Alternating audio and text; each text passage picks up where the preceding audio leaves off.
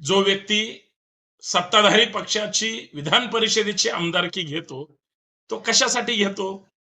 देवस्थानची जमीन चोरण्यासाठी, लाटण्यासाठी, मंगळसूत्र चोरण्यासाठी, का मंगळसूत्र चोरले म्हणून शाबासकी घेण्यासाठी, का दूध डेअरी संघ काढायचा आणि वर्षभरातच लोकांना फसवायचं, आणि सगळ्यात महत्वाचं नुसतं फसवायचं नाही, त्यांना 1 रुपया पण छदाम द्यायचा नाही.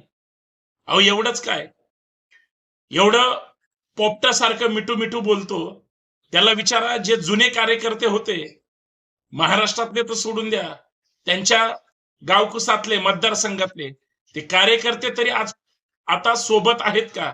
काय झालं त्यांचं? त्यांचा फक्त वापर करून फेकून दिलं का? एवढे जरी प्रश्न विचारले तरी त्या बावळटाला स्वतःची अवकात कळेल, पण फक्त पोट भरायची कामं करायची.